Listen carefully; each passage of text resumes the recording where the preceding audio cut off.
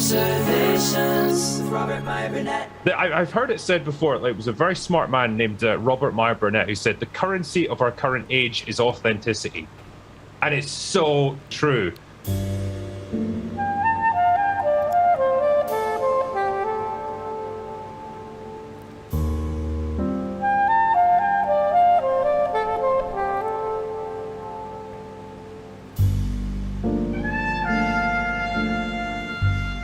Greetings, imagination connoisseurs. As you all know, the True Noir Kickstarter is live, where you can pre-order the star-studded 10-chapter, fully immersive audio drama in any format you want.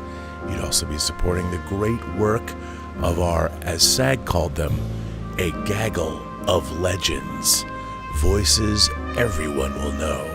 Voices you will love to hear. I know, because I love editing the voices together, and it's amazing. So please run on over to Kickstarter, look up True Noir if you're interested, and if you so desire, we would very much appreciate your support. Greetings, imagination connoisseurs. Once again, it is I, your Duke of Dope Discourse, your master of fun and wonder, your viceroy of verisimilitude, your sommelier of sci-fi and cinema, your evangelist of the imagination, and the maybe never to be defined existential Mr. Rogers. That's right, me, Robert Meyer Burnett, and I'm, of course, Robcasting from the Robservatory, because I can't say my name enough. What that says about my narcissistic tendencies, I leave that for you to decide. This is Robservations episode number 980. 20 episodes away before I do a 1,000-minute show. That's right. Episode 1,000 is going to be 1,000 minutes. That's a little over 16 hours. You think I'm kidding? I'm not. Of course, I'm going to break it up with pre-recorded interviews, but it's still going to be a 16-hour show. All kinds of craziness is happening. You can trust me there. So, didn't really get into everything that happened at Comic-Con. Didn't talk about the Robert Downey Jr. news as Dr. Doom. I did say I know that I knew that was coming for quite some time. I have to say I'm optimistic about it based on what I've heard. I think it'll be relatively interesting, at least fingers crossed. I hope it is. But you know, in the wake of Deadpool, I mean, I think it's crossed 600 million worldwide. Obviously, it's a monster hit. You know, I've been thinking a lot about it, which I guess is a good thing. You know, I've been thinking a lot about it. Obviously, Ryan Reynolds has turned himself over the years into a media personality. And I think I really like Ryan Reynolds' media personality. Of course, as anyone who watches the John Campea show knows, sometimes he and John correspond, good Canadian kids as they are. I love the fact that Ryan Reynolds seems to be a very loving husband. I think his wife and their relationship online is fantastical. Love it very much. Really like Blake Lively. I should point out that her sister, Lori Lively, was in my film Free Enterprise 25 years ago. But I never met Blake Lively. But anyway, I just like him. You know, and I thought that the first Deadpool film, Tim Miller's Deadpool movie, was quite excellent. I thought it really worked on many different levels. First of all, obviously the fourth wall breaking comedy worked tremendously well. But I also thought it was a great film. It had a lot of heart, a lot of emotion that I didn't expect. The origin story of Deadpool and what he went through resonated. The action sequences and the visual effects were clever. Obviously, with Tim Miller's background in visual effects, that didn't come off as very surprising to me. But I really, really, really like the first Deadpool. I think it's legitimately a pretty great movie. And it broke some new ground. Deadpool 2, I liked it, didn't love it. And how could you? I mean, Deadpool 1 was relatively inexpensive at $65 million. But it had wit and verve, and obviously Ryan Reynolds is a very charismatic Deadpool. I really enjoyed the first Deadpool. And Deadpool 2, as I said, I didn't enjoy it as much, not nearly as much, but it's still a lot of fun. I really did enjoy it. I love the secondary cast that he put together, and which is something I thought was missing from Deadpool and Wolverine. But when I went and saw Deadpool and Wolverine, I sat in a theater. We went to a midnight screening, and man, it was a pretty packed house here close to where we live, the Mountain Grove Cinemas, which, by the way, shout out to Harkins Theaters. I have to say, the Harkins Theater that we have close to us, pretty big theater. I think there's 16 auditoriums there. Their Cine XL screen is really pretty great, and I really appreciate the operation that they run over there. They've got a great bar. I think the people they hire are terrific. So, look, I'm not being paid to shill for Harkins Theaters, but a shout out to that theater, and a shout out to the management there, and a shout out to Harkins, because, as I said before, I saw one of the principals of Harkins speak at CinemaCon a couple years ago, and I found him to be, I really liked him. And so, hey, Harkins, if you ever want to do anything on the channel or do some kind of a team up, I'm game, because I love you guys. Great theater. But anyway, I'm sitting in the theater, it's packed. Obviously, people were primed, ready to go. Let's fucking go. They were ready. Now, I have to begin this by saying that one of the things that I loved about the MCU, and you all know I often on Collider Heroes would talk about Kevin Feige as our Lord and Savior, and something that I don't think can be reiterated enough is that Kevin Feige served in a producerial capacity on 14 Marvel movies before the MCU, whether it was X-Men. I think I met Kevin Feige on the set of X2 when I was shooting behind the scenes footage, but I don't remember, passing or something. But and by the way, when I was sitting in Deadpool and Wolverine, I knew this was coming because Dave Parker told me, but obviously Dave Parker and myself did the special features for X-Men 1.5 and X2. And some of our behind-the-scenes footage that Tom DeSanto had shot, but from our documentaries, was in the end credits. Now, there's no reason they would credit us for that, but it was still pretty cool seeing that footage turn up. I don't know why. So that was cool. Unexpected. Didn't know that was coming. Didn't know it was in the movie, but it was neat to see. So,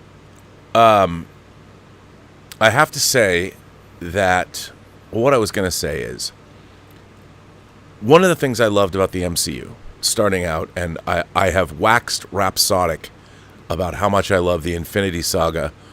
I fully maintain that the 1-2 punch of Infinity War and Endgame together are two of the most wildly entertaining fantasy films ever made. Obviously, fully earned, and people can complain all they want about plot holes or whatever, but Endgame is swinging for the fences. Infinity War is fucking phenomenal, but Endgame I really enjoy as well because it's swinging for the fences, and there's so much packed into it. There's so much wild ambition, and I think for the most part it all really works. But those two movies together, chef's kiss. They almost pass the Godfather test. No matter where they are, whenever they come on, can't stop watching them. And I've said many times that the opening of Endgame with Hawkeye losing his family and Mr. Fantasy coming on over the Marvel logo and seeing Tony Stark drifting in space and all that, it's just, there's so much about those movies that I think are great. And the end of Endgame represented a conclusion of sorts to, I think, one of the greatest runs of any franchise property in history. All brought in, all shepherded by Kevin Feige. So that'd be 22 movies because Spider-Man Far From Home hadn't come out yet. But so you have Kevin Feige worked on 14 Marvel films and learned what did work and what didn't work. You had Raimi's Spider-Man movies, you had the Ghost Rider movies, the X-Men films, which you had X-Men 1 and X-Men 2, which were great, then Brett Ratner's Last Stand, and then kind of the Wolverine movies, and then Days of Future Past, which is my favorite. John Bryan Singer's Days of Future Past, which is my favorite of the X-Men movies, all the way up to Logan, which is a wonderful, I mean, it's an X-Men movie, but it's not really, it's about one X-Men and Charles Xavier and other mutants. But I would say that, X2, I guess X2, Days of Future Past, Logan, and Deadpool are my favorite X-Men movies. I really like The Wolverine. I have a soft spot in my heart. I love the first X-Men, by the way. And I have a soft spot in my heart, and come at me, bro. X-Men Apocalypse has a lot of great stuff in it. But Days of Future Past is my jam. But Kevin Feige, what can be said? He did an incredible job. And we all know, I won't get into Phase 4, I don't want to review things, but what was interesting about Phase 4 is, if I were to call it anything, I mean, obviously Guardians of the Galaxy 3 was terrific. I really liked all 3 Guardians of the Galaxy movies. I thought 2 is better than most people give it credit for. What James Gunn was trying to do with family in that, I thought was pretty audacious. Those 3 movies are pretty successful. And I like Shang-Chi quite a bit. The wuxi of it all, I thought it was good. But again, the problem with Phase 4 is, by starting out with Black Widow, that was a movie that should have come earlier. And while I loved Yelena Belova and I loved Florence Pugh, she can do no wrong as far as I'm concerned, the movie was just kind of okay. It was good, but it seemed like an afterthought almost. And I really liked Eternals more than most people did, but what happened to me, I think what happened to the Marvel Cinematic Universe is, in Phase 4, is that it became, this is going to sound strange, but it became untethered to the reality that the MCU had created for itself. And what I mean by that is, if you go back and you watch Iron Man 1, it's a fairly, what I would call, a quiet movie. It's really a story about one man who has a crisis of conscience and learns to become a better man through self-actualization, self-realization, and then he has to actually literally fight for his own soul and the soul of his company to do the right thing. And it resonates. If you took the superheroics, the Iron Man, out of Iron Man 1, and it wasn't a superhero movie, it would still work. And I think that one of the great things about Iron Man 1, and one of the great things about the first 3 phases of the MCU, is it slowly built the fantasy up. Like in Iron Man 1, I often say on this channel that all great science fiction, fantasy, and horror, the creators get one big ask of the audience. And in Iron Man 1, it's that his technology, his Iron Man technology, actually works. Because it's not a big ask. It's like, why wouldn't it? You know, he's the smartest man alive. He's got repulsor rays. He could stay aloft. It doesn't need aerodynamics, whatever. And you believe it. And you believe Ironmonger. You believe Jeff Bridges is Obadiah Stane. And when they fight, you buy it. That was the big ask. And it works. And then, as it progressed, Thor. Big ask there is that Thor from Asgard even exists. And I was incredulous. Could Iron Man, Thor, and then Captain America exist together in a believable, cohesive universe? And I think that was the big trick that the MCU pulled off. And what it did was, it grounded all of those characters, even a god like Thor, and made them relatable to the audience. Now, even though I'm never going to be an Asgardian prince or whatever, I could still... Thor resonated with me as a character, and I could still understand where he was coming from. And I think that was the great hat trick of the MCU, that once it established Thor, Captain America, and Iron Man, you're off to the races. And they didn't bring in characters. I mean, the Hulk had already been established, and you like the Hulk. I mean, I'm an Ong Lee Hulk apologist, but, you know, the Incredible Hulk with Ed Norton, still, I mean, the Hulk and Thor were pushing the edges, but they made you believe. And they were good. And I think the gravitas of making people like William Hurt Thunderbolt Ross helped the whole situation. And for the most part, the MCU stages, or phases 1, 2, and 3, built upon that. And each movie they could ask, that big ask of the audience, got a little bit bigger. And as they began to inject things like the Guardians of the Galaxy, and they gave us the cosmic nature of it all, and they slowly, okay, there's a celestial, and they did all these things. Now, Once we went into space, our ability to accept the big ask gets exponentially bigger because you're in space. And what James Gunn was able to do tonally, which, by the way, is why I'm excited so much for his Superman. I think with his Superman, despite all the online, don't bet against James Gunn. Don't bet against him. I think he's going to give us a classical tale of Superman, and I'm, for one, very excited.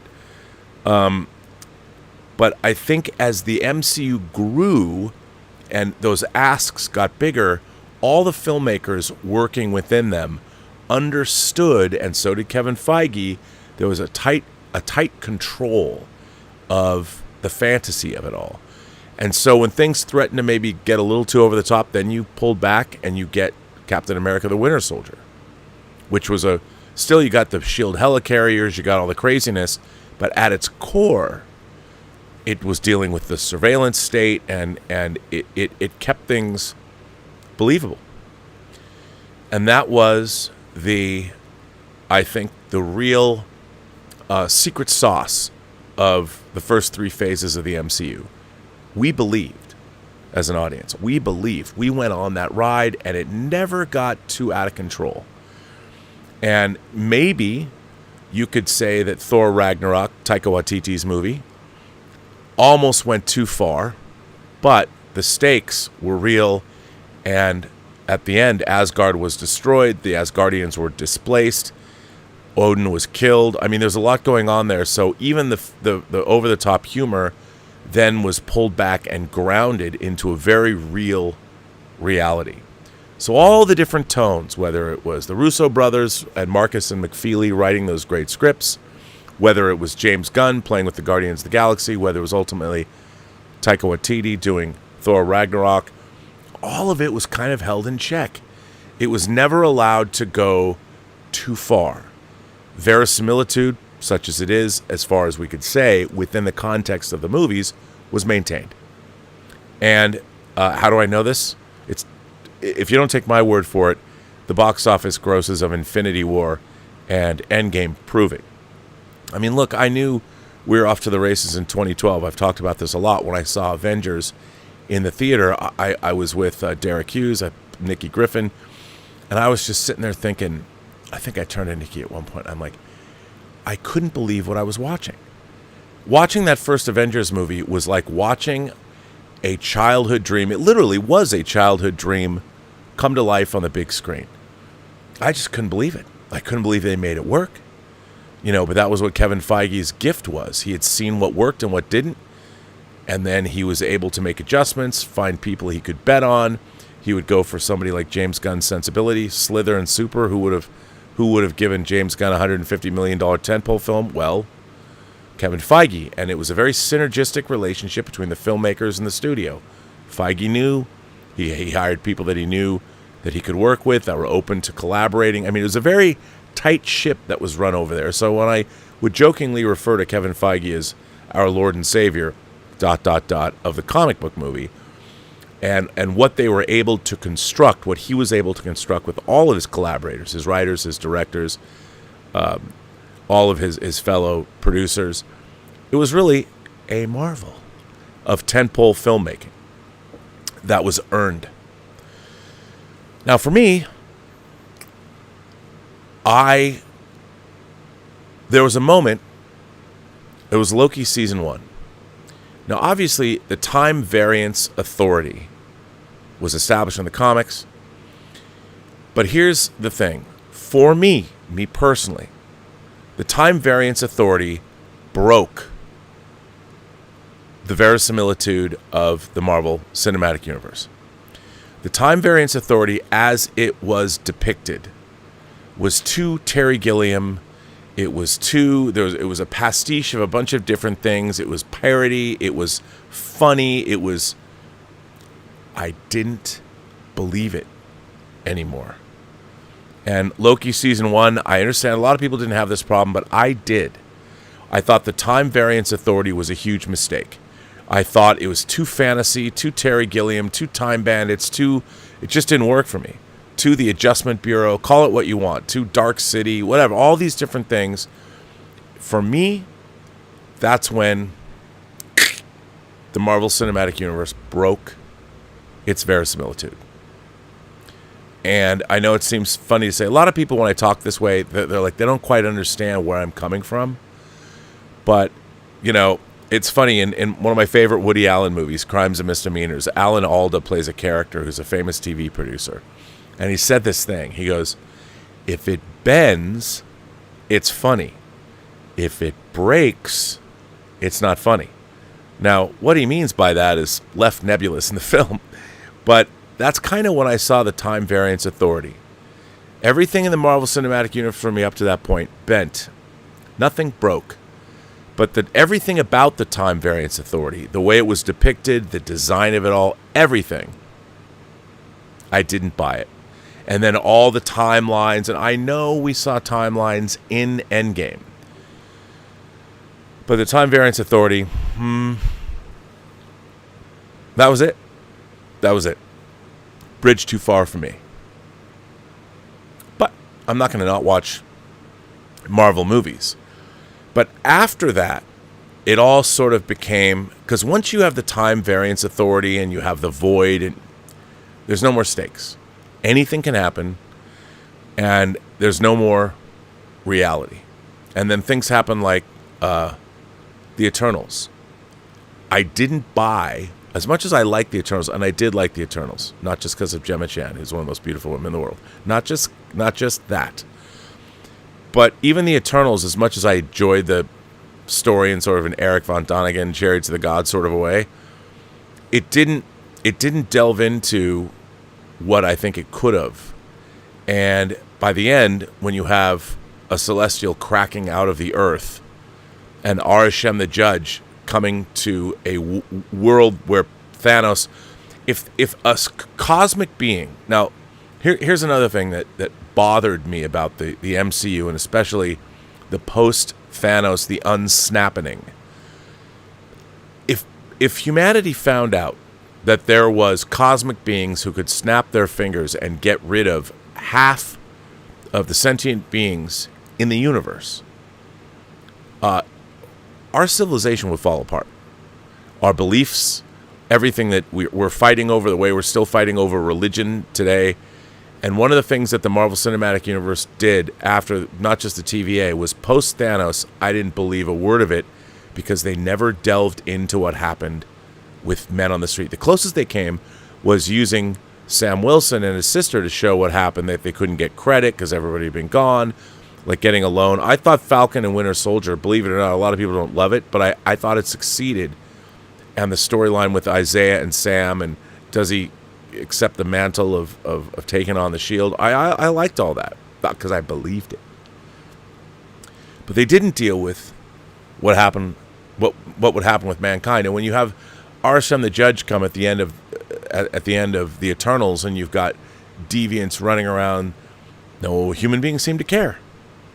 No one seems to care that there's a gigantic. Now we've seen that Brave New World deals with the fact that there is a celestial that was cracked out of the world, but nobody thought to themselves, wow, not only is Thanos snapping his fingers, but we also have giant celestials that were buried in our planet that if it was allowed to continue to emerge the way it was, it would have cracked the earth in half. No one seems to, they've not dealt with the trauma that humanity would face, which I thought's a big mistake. And then the most disappointing of everything that Marvel's done for me was Moon Knight, because Moon Knight is one of my favorite Marvel characters, but not the incarnation they went with there. I mean, I understand why they did it, but you have Egyptian gods fighting over each other, eating the souls of people in Cairo, no ramifications there. Again, I didn't believe that.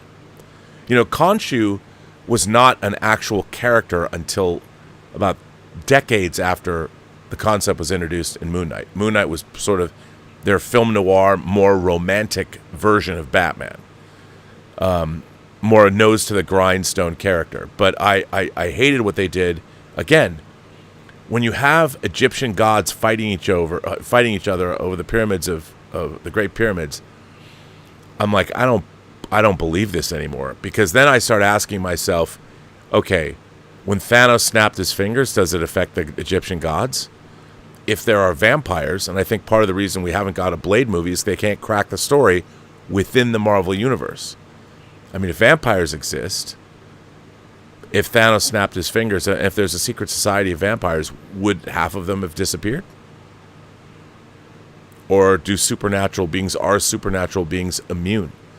And now we're gonna introduce Agatha all along. By the way, the funniest thing, and the most interesting thing that I heard from somebody who would know, well-placed source, that will remain nameless, told me that one of the upcoming things from Marvel that is their favorite is, believe it or not, drumroll, Wonder Man.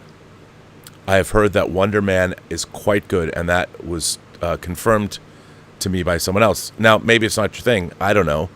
Because, just because someone says something is good, I don't believe it. I'm the final arbiter of what I think is good for me. Not for you, but for me. But it was exciting, and this person also said that Agatha all along is good as well, which I liked hearing. They were not as generous with their praise of Captain America Brave New World, thinking it was a bit superficial. But I don't know. Maybe not. I hope it's good. I like the trailer. I mean, I like where they're going with it, but I hope there's more. I hope there's a little bit more depth to it, because I just don't believe. I mean, Red Hulk supposed to be fighting Sam Wilson, who doesn't have super soldier serum? That fight would probably last 2 seconds. It's bing, but I don't know. Who knows? So, that said, Deadpool and Wolverine. Somebody's going to be like, it took him 27 minutes to get to the point of this. No, you got to give it. Look, I'm here to preamble. I'm here to pontificate. I'm here to robserve. I wanted to give a preamble. So I couldn't wait to see Deadpool and Wolverine. John Campy and I were counting down the days. We were very, very excited. Ryan Reynolds, I love that he was able to will Deadpool into existence, and this is the third Deadpool movie. Obviously, I always looked at Deadpool, to me, is a Fox X-Men property. Wolverine is a Fox X-Men character. And I was very curious to see how Deadpool and Wolverine would translate over into the Marvel Cinematic Universe. Well, in my mind, not really at all.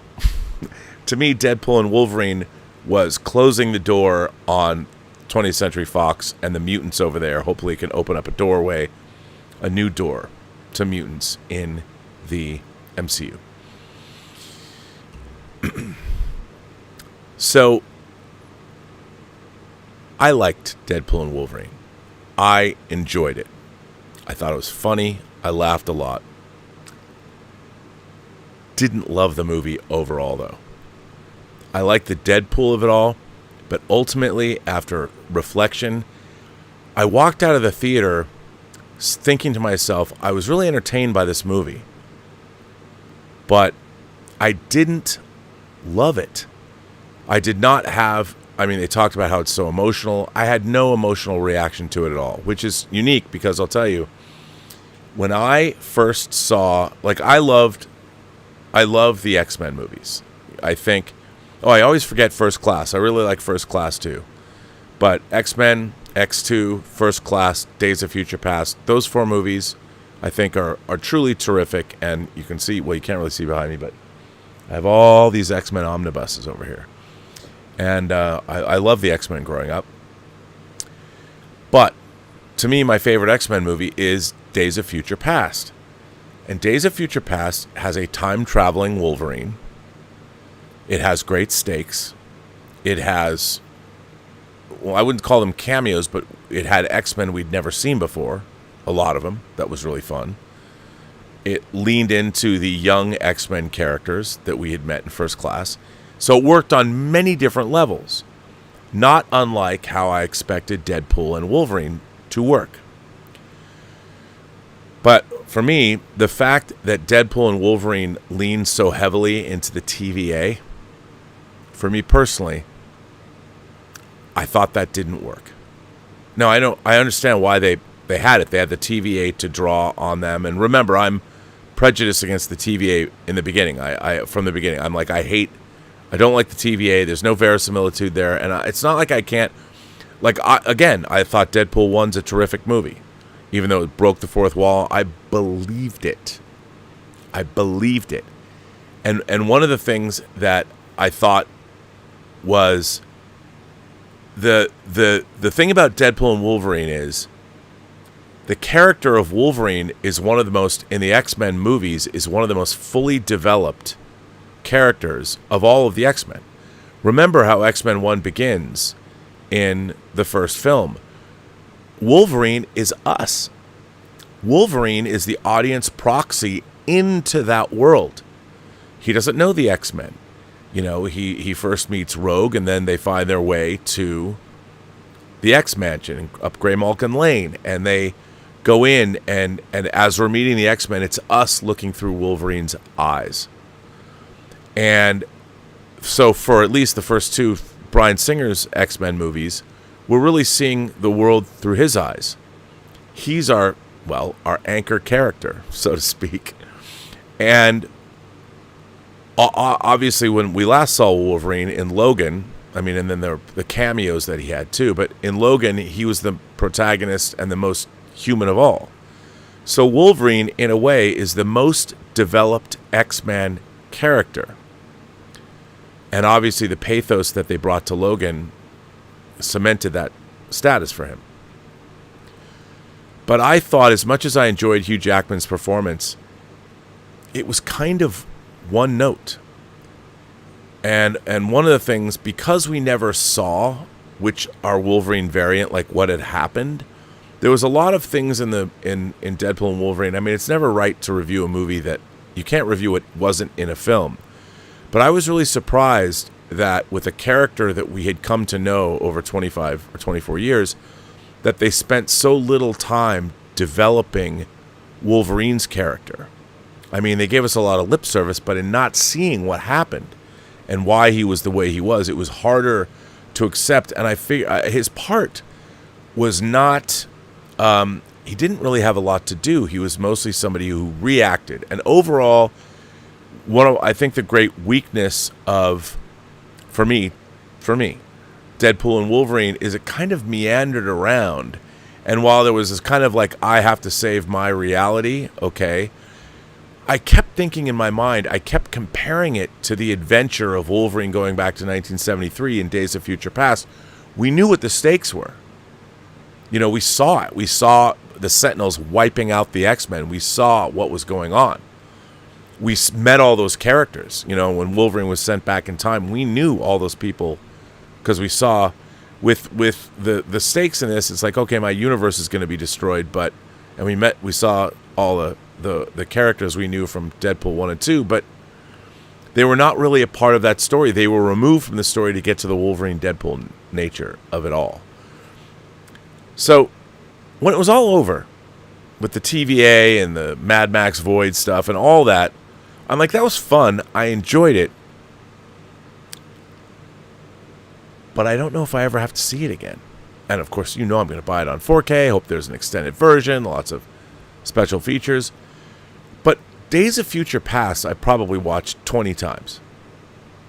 I love that movie. I love Hugh Jackman in that movie. But with Deadpool and Wolverine, there's all these things. When I walked out of the movie, obviously great time. The audience loved it. But when I walked out, I was very quiet. And Elizabeth said to me, she said, "You didn't like that movie very much, did you?" And I was like, I wanted to love this movie. I wanted to love it. My lifelong love of the X-Men. I worked creating special features for. I was flying up to the set of X2. That's when I first met Hugh Jackman and interviewed him. He's one of the most charismatic, nicest people I've ever interviewed in the business. I wanted to love this movie. I really appreciated what Ryan Reynolds was able to accomplish with all this. But even the cameos, I thought, were not as... They were too straightforward in a way. Like, I appreciated him bringing Blade back, and all that was great. But... And Lady Deathstrike, Kelly Hu and all that, they weren't... They were just kind of there. But here's the thing. I don't want to rain on anyone's parade. For me, it wasn't what I wanted, and it wasn't what I hoped. And I didn't think it was what it could be. Now, I've got an article I want to read. But before I do that, Let me see what you are all saying. If you are saying anything. Oh, a lot of you are saying a lot of things. Garrick Groover said some of the cameos in Deadpool 3 felt pointless. In theory, getting Kelly Hu back as Ladies at Deathstrike is cool, but it added nothing. I agree. And they didn't feature her enough. Give that character some dialogue or something. Mike Duke has been a member for 10 months. Thank you, Mike Duke. Danny Dank says, my only gripe with the movie was the cinematography. They should have hired Larry Fong. Many fights felt too choppy. I miss stylized films. I do too. I did not like the overall look of the movie, to be honest. And I did love Deadpool 1. Mike Dude says, my friend and I made a $100 bet. I bet on Deadpool and Wolverine having a larger box office gross. He bet on Joker 2. Who do you think will win? Well, it's hard to bet because I haven't seen Joker 2. Joker 2 looks very impressive. This movie had a lot of gimmicks, and it had some great marketing behind it. It still has great marketing behind it.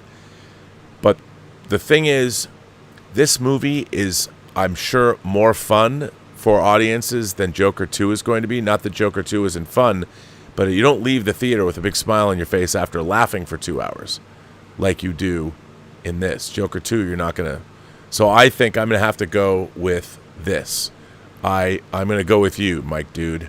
I think you're right.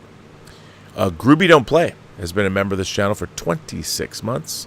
Thank you for that. 1001 Johny says, he's been a member for 14 months, and says, did you see Ultraman roaming at Comic-Con, Rob? I saw a few Ultramen, actually. Not just one. So, but I don't know if there was an official Ultraman. Mattooine says, a few months ago you said there was a line in the Deadpool and Wolverine script that if they leave it in, would get a huge crowd response. It wasn't a script, it was something I heard, and it was Flame On. It was Johnny Storm saying. It was the reveal that Chris Evans was Johnny Storm. Did it make the cut, and if so, what was it? That's what it was, and indeed, that was actually one of the first insider jokes that somebody told me was in the movie, and I was like, really? I hope they keep that. And it got just the response. I thought the Chris Evans stuff was pretty hilarious. Kevin Browning says, why, for his first super chat. So thank you, Kevin. Why are they making more Avengers movies? Why not bring the X-Men into the MCU? I'll tell you something. I think it's the same problem. I think the MCU has, that's why we haven't got a Blade movie yet, although they say they're making one. By adding these layers, and I think the supernatural, as we saw in Moon Knight, as we saw in WandaVision, I really liked how it was portrayed in Man-Thing. But I do, or how Man-Thing was portrayed in Werewolf by Night. There was a Man-Thing movie, TV movie. It's a problem. How do you explain where the X-Men have been? How do you explain where the supernatural has been, especially during the time with Thanos? It's tough, and I think the X-Men are so huge, it's such a large pantheon, I think it's going to be tough to caress them in there. I like what they're doing with Fantastic Four, that it starts out in an alternate universe, where apparently the Fantastic Four are already the Fantastic Four, before they're going adventuring, probably, where they disappear into the negative zone and never come back.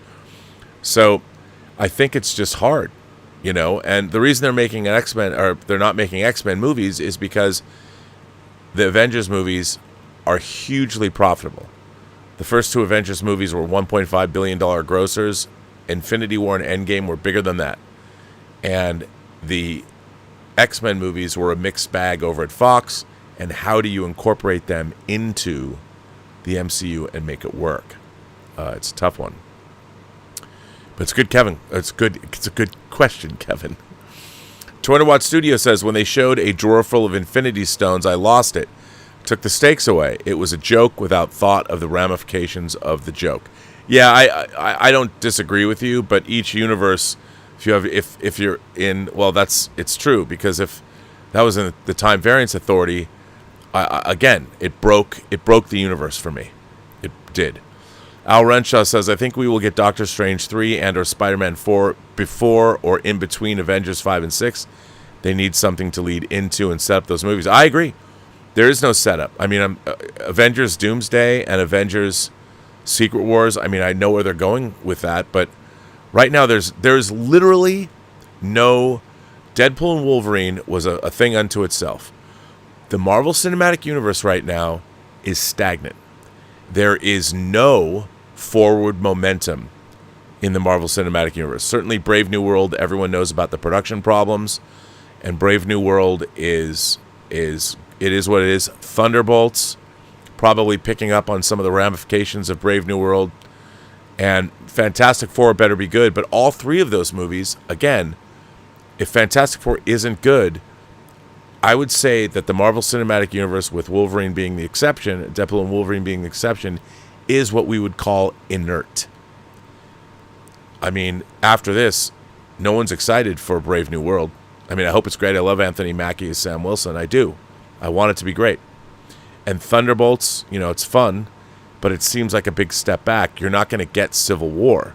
You're not going to have all of your Marvel characters fighting one another and have it be cool. It's more of you're getting Suicide Squad light, but I hope it's good. I like all the actors. I like the characters. But even then, Taskmaster, as much as I love Olga Kurylenko, and you know what I'm saying there, she's incredibly beautiful. She's a great Bond girl in Quantum of Solace, a movie that I will always apologize for loving. It's not great, but I'll apologize for it. She was great in it, but it's inert. The MCU is inert. So, Marco says, didn't give in to the hype of Deadpool and Wolverine. Well, so, you know, but did you go see it? Did you like it? I mean, it's worth seeing. Swift718 says, vampires are easy to explain. The Ancient One cast the Montesi formula spell, and the reset of the blip undid the formula. Okay, you've already lost me. And I think you've already lost 90% of the audience. Because that's the kind of thing where it's not just this formula and the Ancient One and all that. You've already tied in all of these things. Here's the secret of the Marvel Cinematic Universe. All of our characters, Iron Man, Thor, Captain America, the Black Widow, Hulk, they all became who they were in their own individual stories. They didn't require a larger Marvel universe to explain where they came from. If the origin of vampires is so tied into the rest of them, if you're already doing that, you've kind of already lost the plot. Because that means the Ancient One that was introduced in Doctor Strange and all this, it's too much. If you're going to introduce, like, mutants can be introduced on their own. They don't need the rest of the Marvel Cinematic Universe to explain their existence. They have to be able to exist on their own terms. And while that might be a comic book accurate depiction, the problem is the Marvel Cinematic Universe, up to the time they introduced the Time Variance Authority, did a pretty good job of making us believe in that world. And all of this comic book lore that they keep bringing in, the TVA, in my opinion, should never have been introduced in the Marvel Cinematic Universe. I mean, use time travel technology from the future. That's good enough for me. Cables work or whatever. But that's just me. Scott Bartholomew asks, what are your thoughts on the latest Otoy offering, Return to Tomorrow with John Delancey? I liked it. I mean, it wasn't anything we hadn't seen before, but it shows what Otoy is doing. For those of you who don't know, I've done a Robservations on Otoy. Otoy is a joint, the Roddenberry Archives and the company Otoy. They're doing some really great, incredible, they're really preserving the Star Trek universe as a whole. It's really interesting because all the new stuff, all the Kurtzman, and I'm not just saying this, but the Secret Hideout stuff and the stuff for the J.J. Abrams movies just is so incongruous with the rest of the universe. They have to shoehorn it all in there, and I think it diminishes the brand as a whole for fans, maybe just old fans. But the Otoy, the new piece is really neat. It's a long documentary about the universe. It's great. Shogun Orta. You always make me think about Panzer Dragoon Orta for the Xbox when I see your name. For me, Deadpool and Wolverine is a ketchup movie. As in, ketchup is great. Put that stuff on everything. But if ketchup is the whole meal, not so great. Ooh, I like that. RRTNZ says, Hail Bob, you're looking verisimilitudistic today. Welsh Pool alone is reason for me to support Reynolds films. He does a lot for Wales. Deadpool and Wolverine was fun, but forgettable nonsense. Live long and prosper, mate. Well, I agree with you. And thanks for that. Thanks for coming all the way from down under. Marco says, folks react to Deadpool and Wolverine like a baby reacts to shaking keys. That's not too inaccurate. I agree with you. Patrick Stewart, who's been a member for 6 months, what are your thoughts on Robert Downey Jr. being cast as Dr. Doom? From what I've heard about how they're going to approach it, and I'm not going to get into that, I like the idea.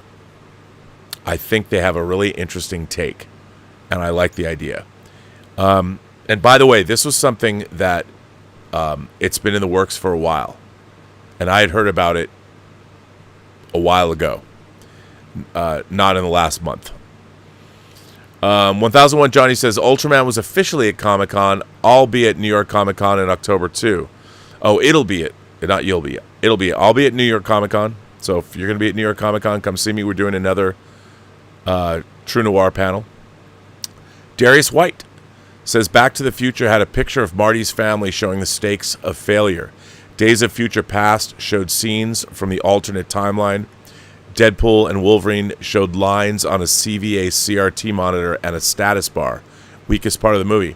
Darius, you and I park our shuttlecrafts in the same shuttle bay. The stakes were not real. And I thought they could do a lot of other really interesting stuff. And, I'll tell you something.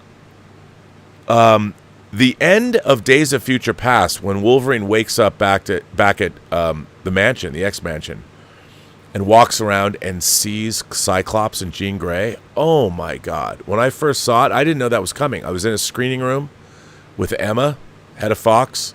Bryan Singer was sitting behind me, and he knew what an X-Men nerd I was, and I literally went, oh! And he flicked the back of my head because he got me. He didn't tell me anything. No one knew that was in. They had to drive in Famke Johnson and James Marsden into Canada so nobody would see them at the airport. It was great. Cam's Crash Courses has been a member for 39 months. Thank you for that, Cam. I really appreciate that.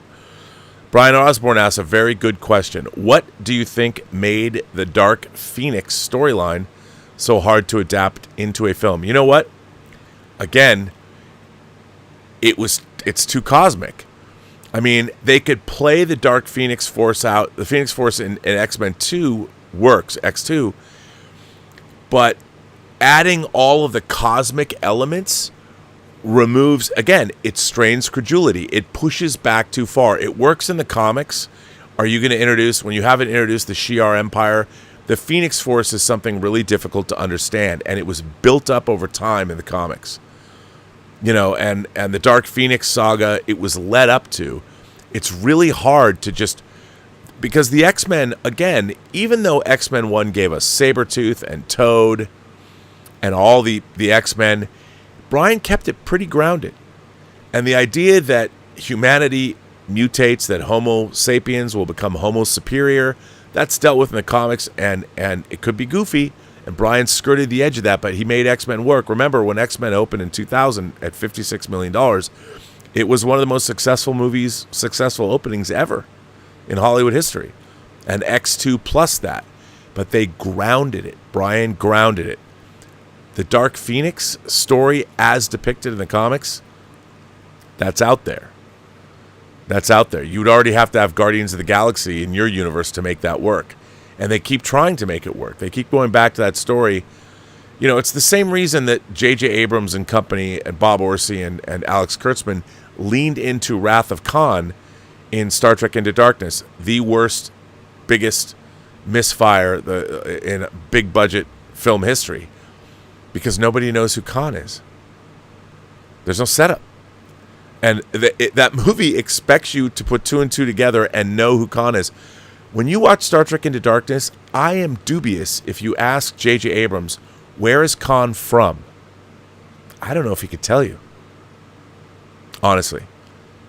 I don't know if you could say that he was a Sikh warrior that at one point in his life controlled 25% of the world. I don't know if he could tell you whether eugenics wars was. I don't think he could tell you any of that. And Star Trek Into Darkness proves that those people, I mean, Bob Orsi's a huge Star Trek fan, but that movie doesn't tell you who Khan is. Doesn't know who Khan is. It's just ridiculous. Our old friend Claudius says, my disappointment in the post-Endgame era is the lack of X-Men. No House of M? I would have settled for the OG X-Men in Deadpool and Wolverine. I agree with you. I don't understand why they can't do the House of M in reverse. Where, and I think, by the way, they can still do this. The reason, and if I was in charge of the X-Men universe, or if I was in charge of the MCU, here's what I would go with.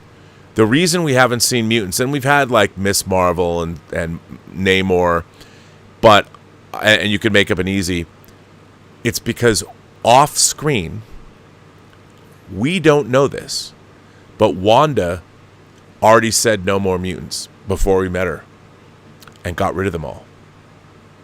Made the mutants go away. And somehow Wanda has to bring them back. Can you imagine if they did a storyline? I mean, if you know the House of M storyline and you know when she says no more mutants and you know all that, well, what if that already happened? And that way, you can just at some point reverse that. You know, wouldn't it be a shocking revelation if at the end of one of the upcoming Marvel movies, and if they're bringing in adamantium into Brave New World, which apparently they are. So adamantium is there. They're mining it out of the Celestial. Well, what if somehow, tied into Doctor Strange, tied into Wanda Maximoff, that she had already wished the mutants away, we just didn't know it yet from our perspective, and she brings them all back. There's all the X-Men. Fully formed. We know who they are, but all the people they're going to cast is whoever they're going to cast. If Daniel Radcliffe is playing a Wolverine, I'm in. Count me in. Who knows? So Marco Esquindolez says, off subject, but rumor is Robert Downey Jr.'s Doctor Doom announcement is a cover for him coming back as Iron Man. Stark will be Doom in a what-if scenario. That is not what I heard. That he is, in fact, Doctor Doom. Not what I heard. I understand why people think that, but it's not what I heard. And Kevin Feige himself said they're not going to redo his sacrifice. Joe Penora says, is Bryan Singer working on anything new?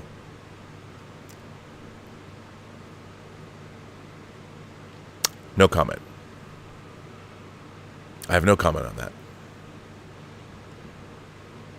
And I don't mean to be cheeky. Just no comment. But he should be. It's a damn shame he hasn't made anything since Bohemian Rhapsody. Carlos Sosa says, hey, Rob, trying to make sense of what's going on in the multiverse saga. From what I can assess, there's an incursion going on and introducing new heroes. Maybe. I don't know what they're doing with that. I think the multiverse saga has been a mistake. They never really made it work. I mean, where's Doctor Strange been? Where's Shang-Chi? You know, where is the Eternals and everything? It's just so weird. There's no forward momentum in any of it, which is bizarre. Scott Bartholomew says, do you think Robert Downey Jr. as Doom is genius or a desperate stunt? I think if it plays out the way they intend it to, I don't know if it's genius, but it'll work. I think it'll be satisfying. But who knows? Thomas Logan says, rumor is the reason the trades thought Levy was on Avengers 5 is that he's actually on another project.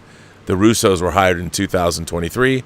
Apparently, Levy pitched Hulk versus Wolverine to Feige, starring Jackman and Ruffalo. I haven't heard any of that. Maybe that's true, but I haven't heard that. Could be, although I wouldn't imagine that they would do that. But you never know. I mean, I am not all-seeing, all-knowing. I certainly don't know. I don't claim to know anything that's going on in that universe. Just what I've heard. Sheriff Carl says, looking good, dude. I bet they release another version of the movie in a few months. Deadpool and Wolverine and Taylor Swift. That shit would make them a buttload more money. If they haven't thought of that, then shit. Dude, keep on rocking in the geek world. Well, thank you. One day I'm going to get up to the Pacific Northwest and we'll have a few brews together. Sonny Demingez says, wasn't Carl Urban confirmed to be a Wolverine? Been bold if She-Hulk was in the void. I know I would have laughed. I really liked the movie, but I agree I didn't love it. By the way, Evolu's Pizza Kitchen sponsored this tip. If you watch our panel from Comic-Con, and it will be up soon, the True Noir panel, the Evolu's pizza business is pretty damn funny. And you'll see that for yourself. But now, I want to get to this article that I read today. It was in Variety. And it kind of encapsulated a lot of how I felt about Deadpool and Wolverine. So, as I'm wont to do, gonna read it. And here it is. Guy Lodge published this today at 10 a.m. this morning. I don't know if people have seen it or commented on it, but it went a long way toward articulating feelings that I had that I hadn't yet been able to articulate. Why Deadpool and Wolverine is the year's most depressing success story. This is by Guy Lodge. For all of its self-deprecating quippery, the crossover Super Smash represents corporate brand synergy at its most ruthless. With $500 million in the bank within a week of its global release, Deadpool and Wolverine has proven reports of the superhero genre's demise greatly exaggerated. Its success is no surprise. Ever since Disney finally decided on a July release date in the wake of the writers and actors strikes, Sean Levy's film has been projected as the one nailed-on smash hit of an otherwise uncertain summer. And a shot in the arm for a Marvel Cinematic Universe that, following the dismal performance of last year's The Marvels, had slightly lost its commercial luster. I think a lot more than slightly. How could it miss? Unlike some other comic book mashup movies, Deadpool and Wolverine brought together two characters and, in Ryan Reynolds and Hugh Jackman, two stars who are already cast iron brand names in their own right. But understand, not in the MCU. Folded into the MCU from the superhero stable of 20th Century Fox following Disney's acquisition of the latter, Deadpool and Wolverine are figures at once contrasting and complementary. Wise-ass comic shtick in one corner, sternly brawny machismo in the other, with a disparity between them that is the stuff of age-old buddy movie tradition. Their on-screen pairing thus layers entrenched screenwriting formula atop the most strategic of corporate mergers. It's brand synergy, the movie, as diagrammatically calculated a blockbuster as Hollywood has ever made. If that sounds cynical, the filmmakers would hardly object to such a description. Deadpool and Wolverine thoroughly owns its own cynicism to the point that it is the punchline of the entire movie. Again and again, as in Deadpool's previous two screen outings, the script, the five writers of which include Reynolds himself, breaks the fourth wall to draw the audience's attention not just to its status as a movie, but as a hand-me-down studio product. Welcome to the MCU.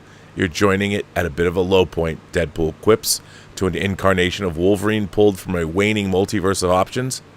Earlier, he bemoans Marvel Studios' never-say-die approach to movie franchising. Marvel is so stupid, how are we going to do this without dishonoring Logan's memory? We're not. That reference to the well-regarded 2017 film that had until now been Wolverine's rather poignant big-screen swan song underlines the very different rules of the new corporate realm into which the character has been resurrected. In Deadpool and Wolverine, nothing is sacred, nothing is finite, and nothing much matters. As a result, this cavalier attitude towards storytelling integrity and artistic purpose is a joke that is connecting in a big way with the film's target audience. For patient Marvel fans who have stuck with a tangled network of superhero franchises through thick and thin, it perhaps feels validating to hear some admission of error from on high. As an agnostic viewer considerably less invested in genre lore, I should have been laughing along too. And yet, this is where I started to resonate with this article, something in Deadpool and Wolverine's slick self-mockery struck me as too derisive to be funny. The longer the film simultaneously implicates itself in and accepts itself from the craven opportunism of Disney sequelitis, the more hollow and joyless an experience it became. There's something self-congratulatory in the film's supposed subversiveness, as it takes the mick out of its corporate overlords with every confidence that it's going to make them a metric ton of cash anyway. With far more emphasis on its metatextual referencing than its threadbare save the world or at least save the timeline plot, Deadpool and Wolverine admits at every turn to being a tenuous, business-minded Disney cash-in. But if the studio's on board with the satire and it's our money being taken, who's really the butt of the joke? All of which is to say, counter to Wade Wilson's teasing, Marvel isn't so stupid. They know exactly what they're doing here, and Deadpool and Wolverine fulfills its brief absolutely, if not elegantly, in marrying the glib snark of the first two Deadpool films to the smilier, tidier sentimentality that is the MCU's modus operandi, and leaving an ever more beleaguered-looking Wolverine as its tonal go-between. Reynolds recently described it as the first four-quadrant R-rated film, which is an apt encapsulation of its covering all bases ruthlessness. Compared to such recent flailing superhero movie flops as The Flash and Madam Web, by the way, The Flash needs to be reappraised. I'm sorry. I loved it. Which films didn't even have proficiency going for them, much less acute postmodern zeal. I can't honestly call the film a failure on its own terms, but I can question how worthwhile those terms are to begin with. Strip away all the copious, self-reflexive quote marks from Deadpool and Wolverine, and it's a thinly imagined boilerplate superhero episode that gives us precious little to love, to feel, to dream about, and itself even less to build on in the sequels and spin-offs that will, with crushing inevitability, follow. Little invention or ingenuity has gone into its haphazardly strung-together battles, the limited superhuman stakes driving them, or the grimy sub-Mad Max purgatorial void in which they take place. Emma Corrin's cut-glass villain barely registers as a threat or a foil to Deadpool and Wolverine's expansively maneuvered partnership. A gaggle of cameoing stars from the Fox superhero archives are introduced and summarily abandoned, and they're simply to tap an extra reserve of fan nostalgia, and in some cases to poke fun at their own second-rate big-screen treatments in the past. Any sense of visual or physical spectacle is, it feels, deliberately shrunk to avoid earnestness. The film's most enjoyably eccentric flourish, a large-scale fight scene choreographed to Madonna's Like a Prayer, still functions principally as a snickering nod to Deadpool's proclaimed but only superficially detailed queer identity. Deadpool and Wolverine's meta upon meta upon meta posturing is hardly unprecedented in contemporary Hollywood, as films like The Lego Movie and last year's daffy smash hit Barbie have also resorted to intricately self-reverential comedy to stand as both independently imaginative art and corporate brand maintenance. But Levy's film might just have staked new territory in its winking acknowledgement of the creative bankruptcy that has shaped its very existence. In a year where the 11 top grossers so far are all sequels or franchise extensions of some variety, you have to go down to John Krasinski's disappointing If in 12th place to find a notionally original title. The film's blithe candor in that regard makes it nothing if not of the moment. But there's only so far this glib irony can take you. How much longer can Marvel sneer at its own legacy before audiences crave stories that don't merit such contempt? I mean, it's true. Infinity War and Endgame are the exact opposite of Deadpool and Wolverine. They are earnest, but everything in them is earned. The humor is terrific. I mean, the whole thing about Scott Lang becoming a baby and an old man when they're trying to figure out how to push him through time. I mean, that's guffaw, laugh out loud, guffaw funny. But it works in context. And it works. It doesn't take you out of the story. My biggest disappointment, and this article quantified it for me, is I did miss a great story with Deadpool and Wolverine because I really liked the first Deadpool. And I keep thinking, I can't stop thinking about Days of Future Past, a movie that used Wolverine extraordinarily well. I felt the Wolverine in this movie was kind of one note because we really didn't get to know. We saw glimpses of what had happened, but we really didn't understand it. And I wish that we had got more out of it. I think Deadpool and Wolverine could have been a movie for the ages.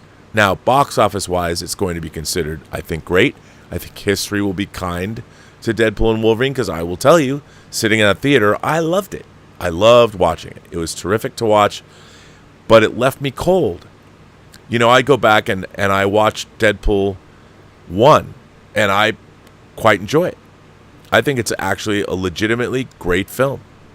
And this, well, I wanted to love it more than I did. Does that make me? I don't know. And I don't think I'm not a man yelling at clouds. I just wanted more. I got more out of Logan. I got more out of Days of Future Past. I got more out of Infinity War and Endgame, and I got more out of Deadpool 1. Now, here's the thing, though. And the question that I am asking myself, it's making money, and films are a product. And I think that in the modern day, in the modern age, meaning, and I think I talked about sincerity in my last show. I think Ryan Reynolds, his sincerity of making a film that entertained audiences is never in question. That guy can do no wrong. Everyone loves him. The fact that he does things like he gives Channing Tatum a chance to be Gambit, and that he brings back Wesley Snipes, even though God knows what happened on the set of Blade 3. I think Ryan Reynolds has secured himself a place in heaven. He seems to me to be one of the most wonderful people in show business on every level. And look what he does for people, and look what he does for audiences. So I can't fault him there. And he's made the studio tons of money. So, mission accomplished. However, like with Star Trek, these are franchises I expect the most from. And Ryan Reynolds making Deadpool 1 happen, he set the tone. He set the tone. I think I wanted Deadpool and Wolverine to be as transcendent as the first Deadpool, if not more so. And having seen movies like Days of Future Past, I really wanted, I think the Time Variance Authority, if they go away tomorrow, it won't be soon enough. I really think the Time Variance Authority has done more to harm the Marvel Cinematic Universe than anything that they've chosen to do. But that's just me. I could be wrong about it. I just don't. And it's so funny because, this is another, can I just say a pet peeve of mine? Whenever you're trying to make critical assessments of Star Wars or the MCU, somebody will always throw back, oh, you're trying to apply logic to a movie about space wizards? I really hate that logic. I hate when people say that. That isn't sincere. It's disingenuous, and you can't come up with a better retort than that. People who say that shit, just like man shouting at clouds, you're lazy. You're lazy. You're hiding behind your glib snarkiness because you don't really have anything intelligent to offer the conversation. Just saying. Come back at me. I'll listen to it. You want to insult me? Great. Give me a great insult. Give me an insult that goes into my core, that really hurts. But man shouting at clouds, okay, boomer, which I'm not, old man, really? You're going to be here. You're going to be there someday too. I think one of the great things about the modern age is we really don't have to be old men. We can continue on and be more productive. I dare say I'm being more productive now than I have at any other time in my life. Just saying. But, hey, Comic Doctor's here. I took Comic Doctor with me to San Diego on Sunday. It was great meeting him. Great meeting his son. He's got a great son. And it was great hanging out with you, man. And Even though I didn't get to meet her, I got a few texts from your wife. She seems lovely in every way. Shogun Orta says, your projection for Deadpool and Wolverine box office?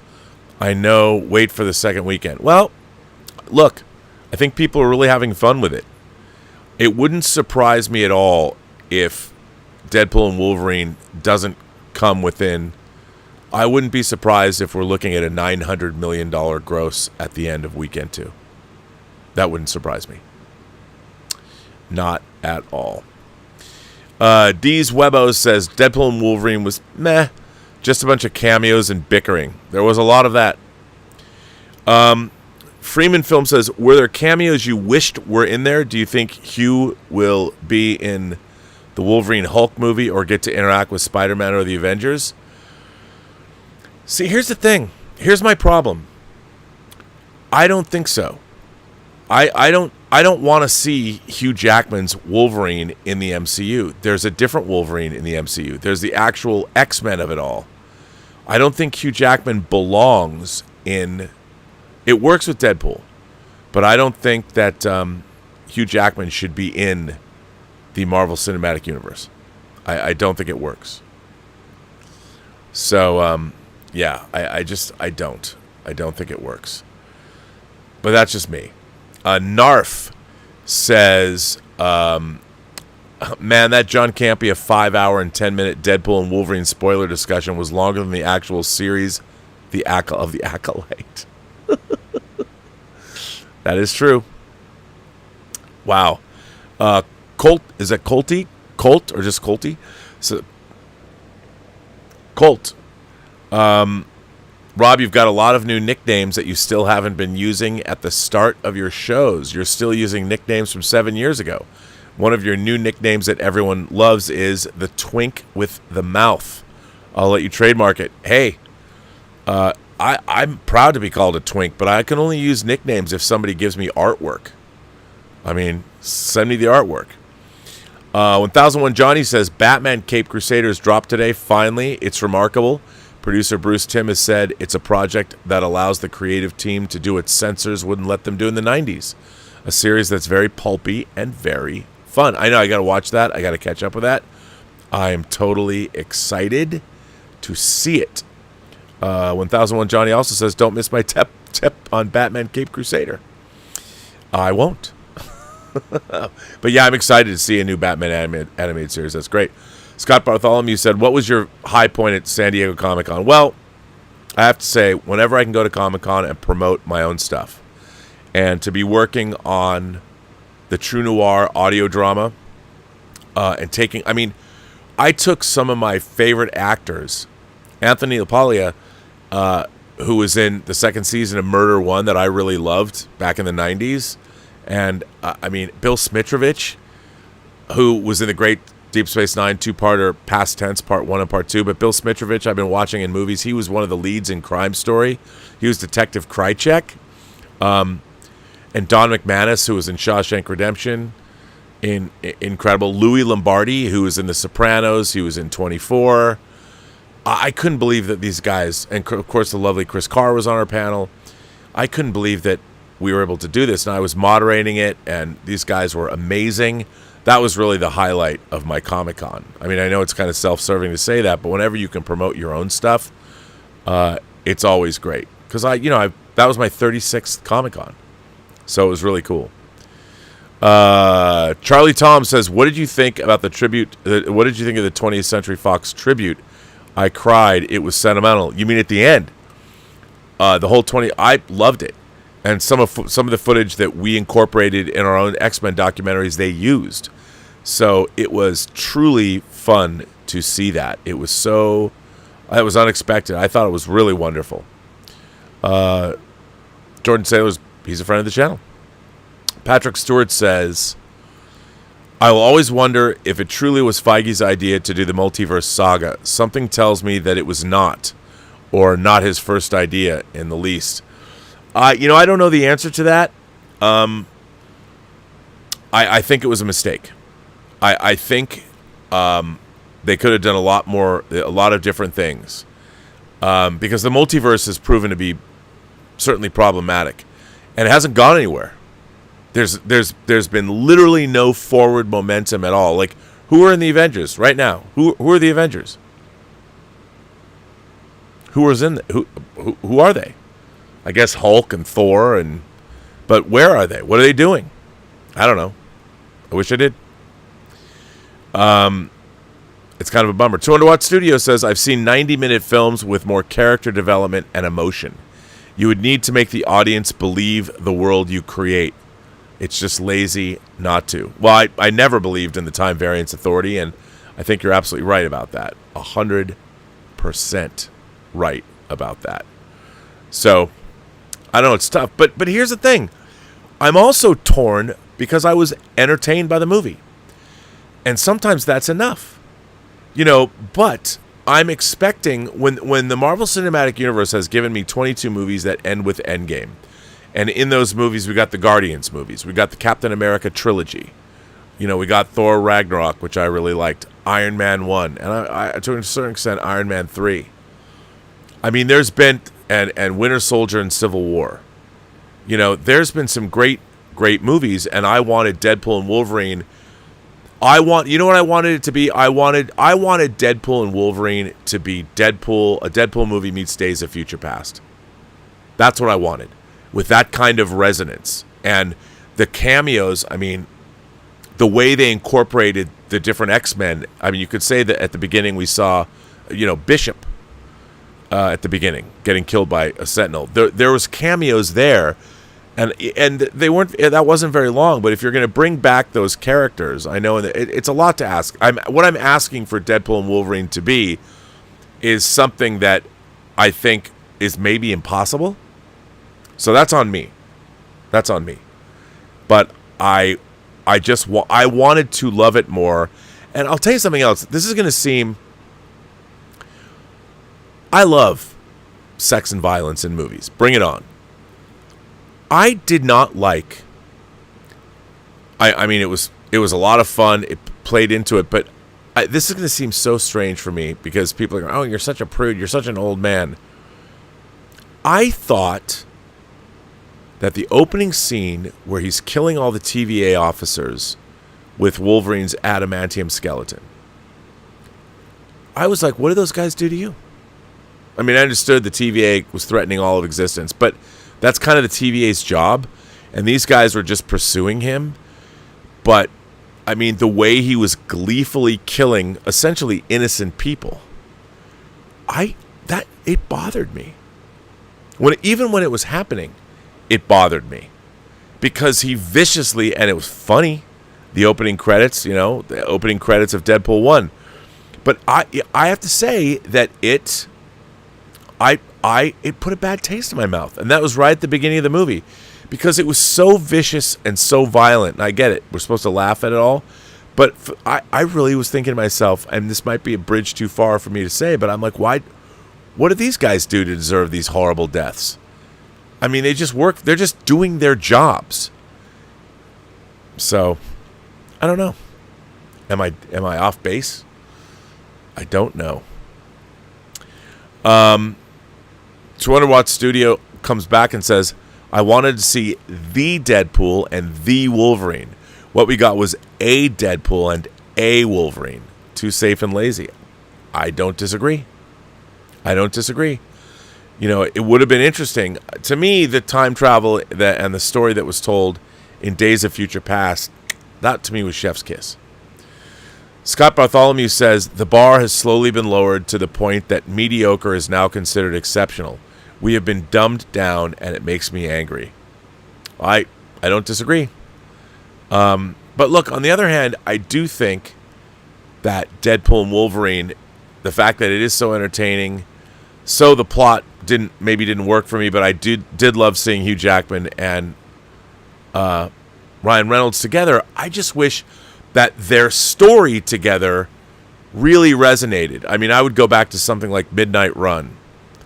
So you had the same emotional wallop. I mean, yeah, it was cool when the energy, the reality cutter or whatever, the time cutter, and they have to both hold on. But you knew that was coming. we knew that something like that was coming, but at the end of X-Men Days of Future Past, when you see Kelsey Grammer and you see Phoenix, you see Jean Grey, and you see Scott, that had real power to it. And every time I see it, I kind of get choked up. And then when Wolverine goes in to see Professor X, what do you remember? I mean, that's some great stuff. That's what I wanted. I wanted a combination of, and I didn't get it. And I know it's not fair. It's not fair because I've said so many things that would counteract what I mean here. But